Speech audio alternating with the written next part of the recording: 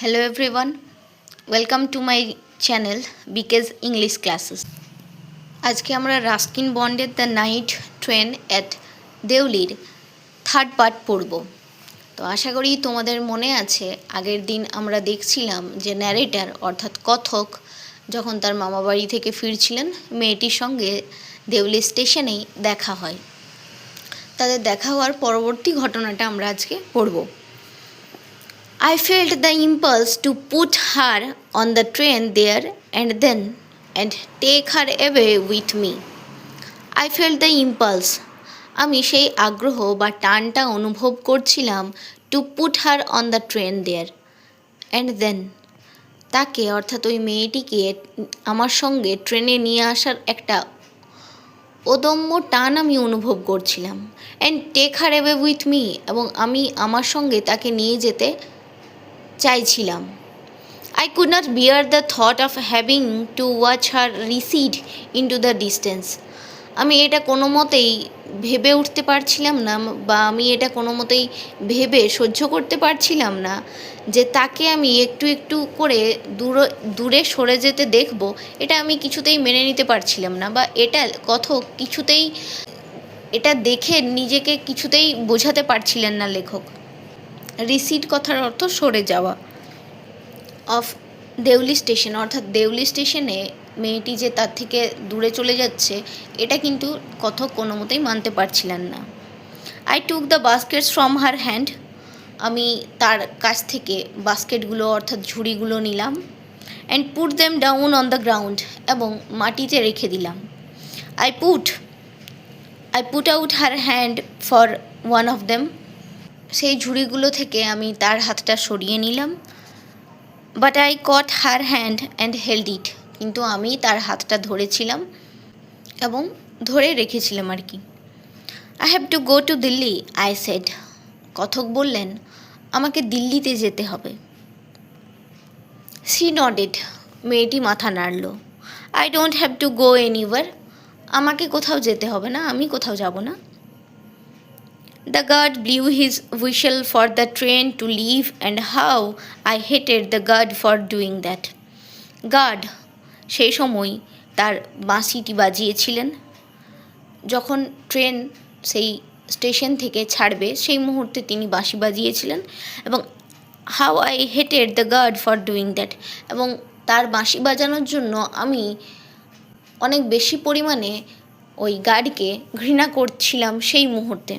অর্থাৎ যেই মুহূর্তে তিনি মেয়েটির সাথে কথা বলার জন্য হাতটি ধরলেন ঠিক সেই মুহূর্তে গার্ড বাঁশি বাজিয়েছিল যেটা কথকের কাছে খুবই ঘৃণাজনক মনে হয়েছিল বা বিরক্তিকর মনে হয়েছিল।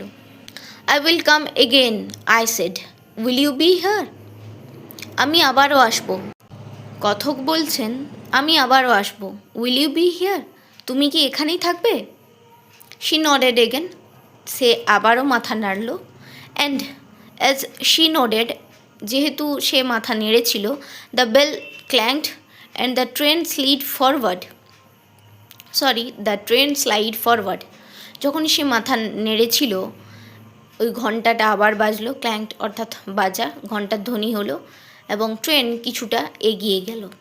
I had two range my hand away from the girl and run for the moving train আমাকে মেয়েটির হাতটা কিছুটা ছাড়তে হলো এবং সেই মেয়েটির থেকে আমাকে ছাড়িয়ে ছুটন্ত বা চলন্ত ট্রেনে উঠে যেতে হলো বা সেখানে আমাকে ট্রেনের কাছে যেতে হলো। এরপর কথক তার দিল্লির বাড়িতে ফিরে এসেছিলেন। This time I did not forget her সেই সময় আমি আর মেয়েটিকে ভুলে যাইনি।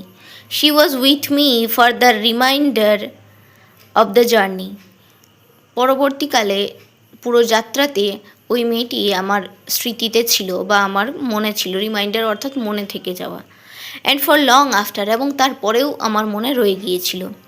All that year she was a bright living thing পুরো বছরটাতে সে একজন উজ্জ্বল এবং জীবন্ত হয়ে রয়ে গেল অর্থাৎ কথক মেয়েটিকে খুব ভালোভাবে মনে করতে পারছিলেন বা খুব ভালোভাবে মনে রয়ে গিয়েছিল মেয়েটি। And when the college term finished, I packed in haste and left for there earlier than usual.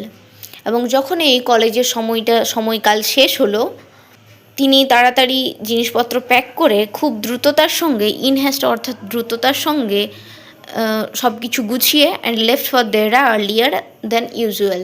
সাধারণ সময়ের থেকে খুব তাড়াতাড়ি তিনি দেহরার জন্য বেরিয়ে পড়লেন। My grandmother would be pleased at my eagerness to see her. আমার ঠাকুমা খুবই আনন্দিত হতেন বা আমার ঠাকুমা খুবই খুশি হয়েছিলেন যে আমি তাকে দেখার জন্য আগ্রহ নিয়ে আছি বা আমি অত্যধিক আগ্রহ নিয়ে তার সঙ্গে দেখা করতে যাচ্ছি এত তাড়াতাড়ি, এটা ভেবে তিনি খুবই খুশি ছিলেন। I was nervous and anxious as the train drew into Deoli. যখন দেউলিতে ট্রেনটি ঢুকছিল আমি কিন্তু কিছুটা উদ্বিগ্ন এবং একটু নার্ভাস ছিলাম, খানিকটা অস্থির ছিল আমার মধ্যে। Because I was wandering what I should say to the girl. যেহেতু আমি ভাবছিলাম, ওয়ান্ডারিং অর্থাৎ ভাবা এখানে, তো আমি যেহেতু ভাবছিলাম যে মেয়েটির সাথে দেখা হলে আমার কি বলা উচিত and what I should do, এবং আমার কি করা উচিত মেয়েটির সাথে দেখা হলে। আই ওয়াজ ডিটারমাইন্ড, আমার স্থির চিত্ত ছিল বা আমার মনস্থির করে নিয়েছিলাম that I would not stand helplessly before her.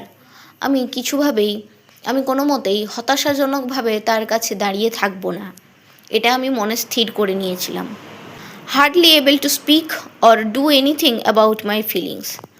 Not able to speak, hardly অর্থাৎ নট এবল টু স্পিক অর্থাৎ আমি কিছু বলার জন্য সক্ষমও হব না, এবং কিছু অর্থাৎ আমার যে ফিলিংস সেটাও সম্বন্ধে আমি তাকে জানাতে পারবো, এই সম্বন্ধে আমি কিন্তু খুব একটা সচেতন ছিলাম না বা আমি খুব একটা বিশ্বাস করতাম না যে আমি তাকে কিছু জানাতে পারবো।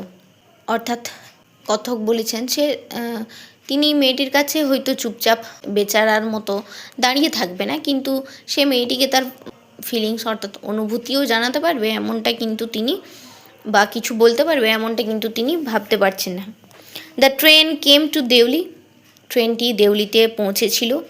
And I looked up and down the platform. আমি প্ল্যাটফর্মের এদিকে ওদিকে তাকিয়েছিলাম, but I could not see the girl anywhere. কিন্তু ওই মেয়েটিকে আমি কোথাও দেখতে পাচ্ছিলাম না।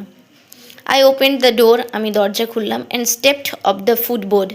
অর্থাৎ তারপর আমি এগিয়ে যে জায়গায় প্ল্যাটফর্মে যে জায়গায় ট্রেনটা থামে সেখানে যে হাঁটার বা দাঁড়ানোর যে জায়গাটা থাকে সেখানে তিনি ফুটবোর্ডে এসে দাঁড়িয়েছিলেন।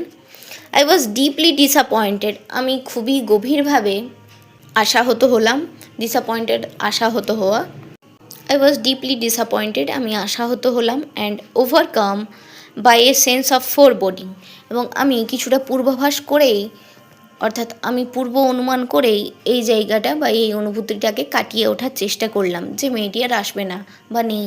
এই অনুভূতিটা এটা আমি আগেই পূর্বাভাস করেছিলাম, অর্থাৎ এটা পূর্বাভাস করেছিলেন কথক। I felt I had to do something. আমার মনে হয়েছিল বা আমি অনুভব করছিলাম যে আমার কিছু করা উচিত। And so I ran up to the station master and said.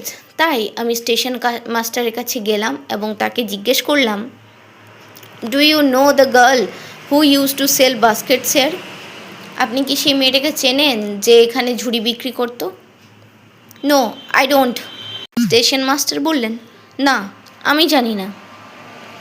And you would better get on the train if you don't want to be left behind.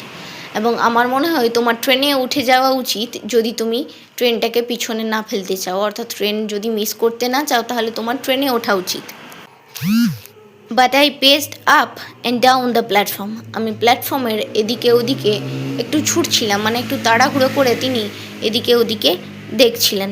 And stirred over the railing I stared over the railings at the station yard. স্টেশনের যে উঠোনের কাছাকাছি যে জায়গাটা ছিল সেখানে তিনি রেলিংয়ের এপাশে ওপাশে মেয়েটিকে একবার তাকিয়ে দেখলেন যে কোথাও খুঁজে পান কি না। And all I saw was a mango tree and a dusty road leading in to the jungle. এবং আমি যা সমস্ত কিছু দেখলাম তাতে একটা আম গাছ এবং সেই ধুলো ভরা রাস্তাটা যেটা জঙ্গলের পথে যাচ্ছে সেটাই আমি দেখতে পেয়েছিলাম। Where did the road go? এই রাস্তাটি কোথায় যায় বা পথটি কোথায় যায়? The train was moving out of the station. ট্রেনটি স্টেশন থেকে বেরোনোর জন্য যাত্রা শুরু করলো। And I had to run up the platform and jump for the door of my compartment. এবং আমাকে প্ল্যাটফর্মে ছুটে এসে কোনো মতে আমার যে কম্পার্টমেন্টে অর্থাৎ কামরার যে দরজা ছিল সেখানে কোনো মতে আমাকে পৌঁছতে হলো।